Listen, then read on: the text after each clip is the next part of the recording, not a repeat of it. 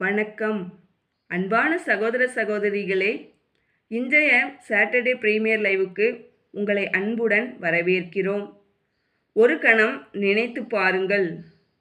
சுற்றிலும் எதிரிகள், தப்பிக்க வழியே இல்லை. ஆனால் நீங்கள் பார்க்க முடியாத இடத்தில் ஒரு பெரிய உதவி ஏற்கனவே இருக்கிறது என்றால், இன்று நாம் 2 ராஜாக்கள் 6ஆம் அதிகாரத்தை கேட்கப் போகிறோம். எலிசாவின் வேலைக்காரன் பயந்தான். ஆனால் எலிசா பயப்படவில்லை. ஏன்? அவன் பார்க்காததை எலிசா பார்த்திருந்தான். வாருங்கள், தேவனுடைய வார்த்தையை ஒன்றாக கேட்போம். ஒருவேளை இன்று உங்கள் சூழ்நிலையிலும் நான் தனியாக இருக்கிறேன் என்று நீங்கள் நினைத்து கொண்டிருக்கலாம். இந்த அதிகாரம் உங்களுக்கு ஒரு பதிலை கொடுக்கலாம். தேவன் உங்களை ஆசீர்வதிப்பாராக. தீர்க்கதரிசிகளின் புத்திரர் எலிசாவை நோக்கி, இதோ நாங்கள் உம்முடன் குடியிருக்கிற இந்த இடம் எங்களுக்கு நெருக்கமாய் இருக்கிறது.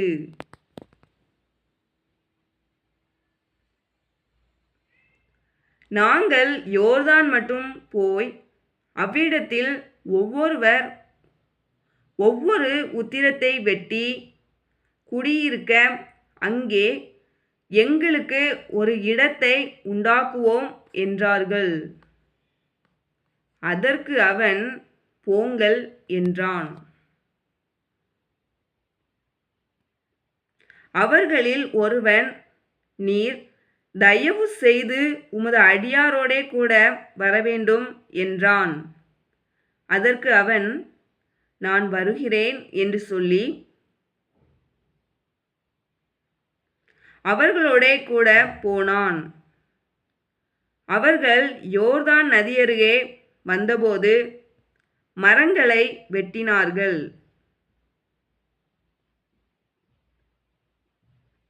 ஒருவன் ஒரு உத்திரத்தை வெட்டி விழுத்துகையில் கோடாரி தண்ணீரில் விழுந்தது. அவன், ஐயோ என் ஆண்டவனே, அது இரவலாக வாங்கப்பட்டதே என்று கூவினான்.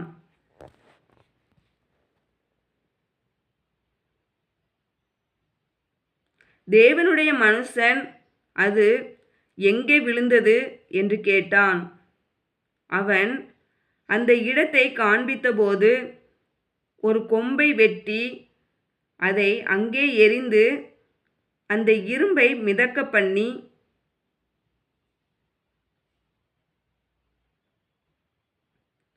அதை எடுத்துக்கொள் என்றான். அப்படியே அவன் தன் கையை நீட்டி அதை எடுத்துக்கொண்டான். அக்காலத்தில் சீரியாவின் ராஜா இஸ்ரவேலுக்கு விரோதமாய் யுத்தம் பண்ணி, இன்ன ஸ்தலத்திலே பாளையமிறங்குவேன் என்று தன் ஊழியக்காரரோடே ஆலோசனை பண்ணினான். ஆகிலும் தேவனுடைய மனுஷன் இஸ்ரவேலின் ராஜாவினிடத்தில் ஆள் அனுப்பி, இன்ன இடத்துக்கு போகாதபடிக்கு எச்சரிக்கையாயிரும், சீரியர் அங்கே இறங்குவார்கள் என்று சொல்ல சொன்னான்.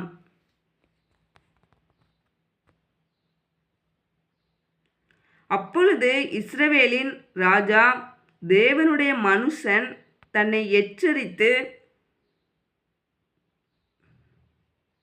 தனக்கு குறித்து சொன்ன ஸ்தலத்திற்கு மனுஷரை அனுப்பி பார்த்து எச்சரிக்கையாயிருந்து இப்படி அநேகந்தரம் தன்னை காத்து கொண்டான்.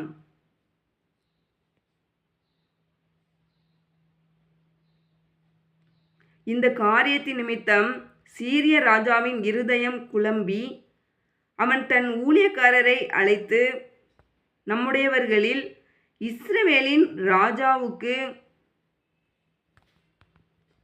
உளவாய் இருக்கிறவன் யார் என்று நீங்கள் எனக்கு அறிவிக்க மாட்டீர்களா என்று கேட்டான்.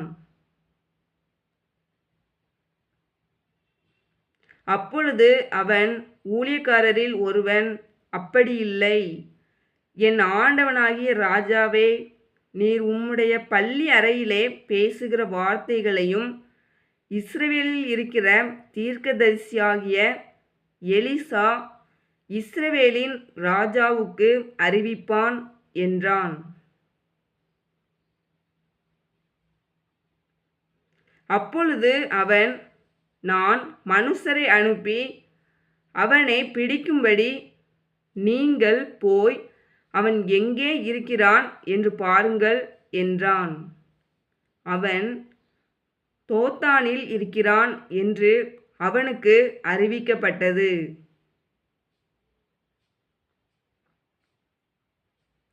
அப்பொழுது அவன் அங்கே குதிரைகளையும் இரதங்களையும் பலத்த இராணுவத்தையும் அனுப்பினான். அவர்கள் ராக்காலத்திலே வந்து பட்டணத்தை வளைந்து கொண்டார்கள். தேவனுடைய மனுஷனின் வேலைக்காரன் அதிகாலமே எழுந்து வெளியே புறப்படுகையில், இதோ இராணுவமும் குதிரைகளும் இரதங்களும் பட்டணத்தை சுற்றி கொண்டிருக்க கண்டான். அப்பொழுது வேலைக்காரன் அவனை நோக்கி, ஐயோ என் ஆண்டவனே, என்ன செய்வோம் என்றான்.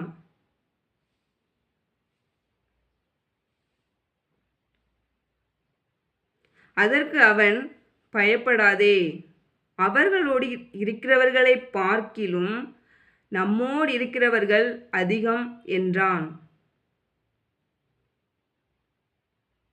அப்பொழுது எலிசா விண்ணப்பம் பண்ணி, கர்த்தாவே, இவன் பார்க்கும்படி இவன் கண்களை திறந்தருளும் என்றான். உடனே கர்த்தர் அந்த வேலைக்காரன் கண்களை திறந்தார். இதோ எலிசாவை சுற்றிலும் அக்கினிமயமான குதிரைகளாலும் இரதங்களாலும் அந்த மலை நிறைந்திருக்கிறதை அவன் கண்டான். அவர்கள் அவனிடத்தில் வருகையில் எலிசா கர்த்தரை நோக்கி விண்ணப்பம் பண்ணி, இந்த ஜனங்களுக்கு கண்மயக்கம் உண்டாகும்படி செய்யும் என்றான். எலிசாவுடைய வார்த்தையின்படியே அவர்களுக்கு கண்மயக்கம் உண்டாகும்படி செய்தார். அப்பொழுது எலிசா அவர்களை நோக்கி, இது பலி அல்ல, இது பட்டணமும் அல்ல, என் பிறகே வாருங்கள், நீங்கள் தேடுகிற மனுஷனிடத்தில் நான் உங்களை வழிநடத்துவேன் என்று சொல்லி அவர்களை சமாரியாவுக்கு அழைத்து கொண்டு போனான்.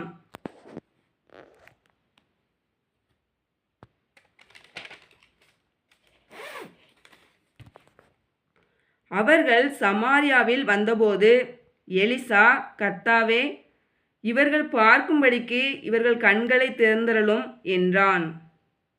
பார்க்கும்படிக்கு கர்த்தர் அவர்கள் கண்களை திறக்கும்போது, இதோ அவர்கள் சமாரியாவின் நடுவே இருந்தார்கள். இஸ்ரவேலின் ராஜா அவர்களை கண்டபோது எலிசாவை பார்த்து, என் தகப்பனே, நான் அவர்களை வெட்டி போடலாமா என்று கேட்டான். அதற்கு அவன், நீர் வெட்ட வேண்டாம், நீர் உம்முடைய பட்டயத்தாலும் உம்முடைய வில்லினாலும் சிறையாக்கி கொண்டவர்களை வெட்டுகிறீரோ? இவர்கள் புசித்து குடித்து தங்கள் ஆண்டவனிடத்துக்கு போகும்படிக்கு அப்பமும் தண்ணீரும் அவர்களுக்கு எதிரில் வையும் என்றான்.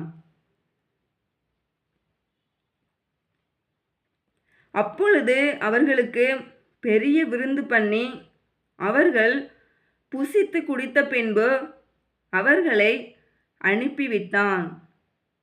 அவர்கள் தங்கள் ஆண்டவனிடத்துக்கு போய்விட்டார்கள்.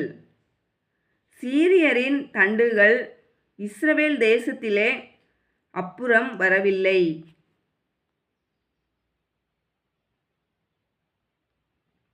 இதற்கு பின்பு சீரியாவின் ராஜாவாகிய பெனாதாத் தன் இராணுவத்தை எல்லாம் கூட்டிக் கொண்டு வந்து சமாரியாவை முற்றுகை போட்டான்.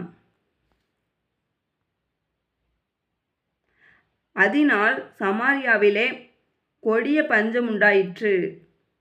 ஒரு கழுதை தலை 80 வெள்ளிக்காசுக்கும் புறாக்களுக்கு போடுகிற கார்படி பயறு 5 வெள்ளிக்காசுக்கும் விற்கப்படும் மட்டும் அதை முற்றுகை போட்டார்கள். இஸ்ரவேலின் ராஜா அலங்கத்தின் மேல் நடந்து போகையில் ஒரு ஸ்திரீ அவனை பார்த்து கூப்பிட்டு, ராஜாவாகிய என் ஆண்டவனே, இரட்சியும் என்றாள். அதற்கு அவன், கர்த்தர் உன்னை இரட்சிக்காதிருந்தால் நான் எதிலிருந்து எடுத்து உன்னை இரட்சிக்கலாம்? களஞ்சியத்திலிருந்தா, ஆலையிலிருந்தா என்று சொல்லி, ராஜா பின்னையும் அவளை பார்த்து, உனக்கு என்ன வேண்டும் என்று கேட்டான். அதற்கு அவள், இந்த ஸ்திரீ என்னை நோக்கி, உன் மகனைத் தா, அவனை இன்று தின்போம், நாளைக்கு என் மகனை தின்போம் என்றாள். அப்படியே என் மகனை ஆக்கி தின்றோம்.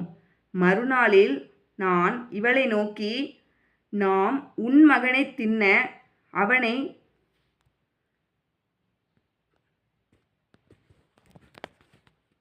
தா என்றேன்.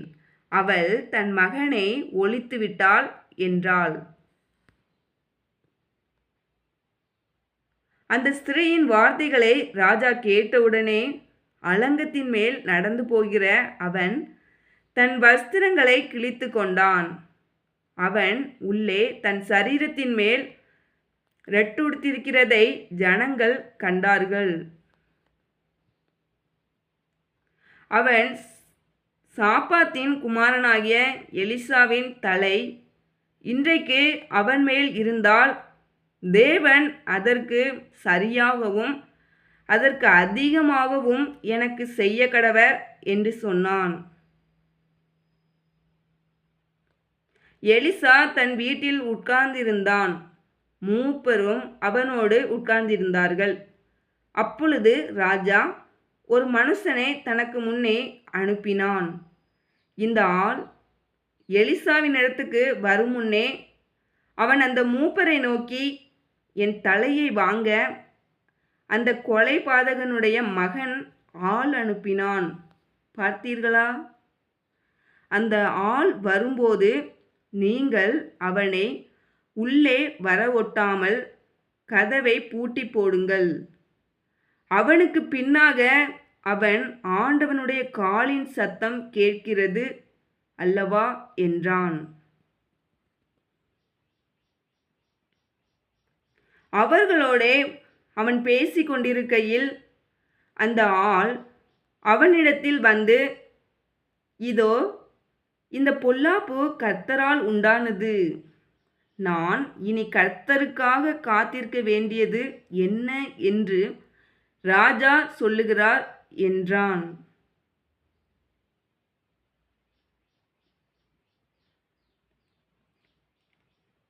ஆமேன். இன்றைய 2 ராஜாக்கள் 6 நமக்கு ஒரு உண்மையை நினைவூட்டுகிறது. நாம் பார்க்க முடியாததால் தேவன் செயல்படவில்லை என்று அர்த்தமில்லை. எலிசாவின் வேலைக்காரன் எதிரிகளை மட்டுமே பார்த்தான்.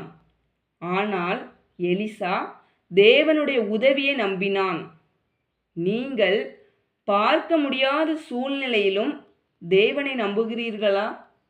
நான் பார்க்க முடியாத போதும் தேவனை நம்புவேன் என்று கமெண்ட் செய்யுங்கள். இந்த வேதாகம வாசிப்பு உங்களுக்கு ஆசீர்வாதமாக இருந்தால் லைக் செய்யுங்கள், ஷேர் செய்யுங்கள். ஜீவவார்த்தை சேனலை சப்ஸ்கிரைப் செய்யுங்கள். டெஸ்கிரிப்ஷனின் முதல் வரியில் உள்ள 2 ராஜாக்கள் 5 தமிழ் வேதாகம வாசிப்பு லிங்கையும் பார்க்க மறக்காதீர்கள். God bless you.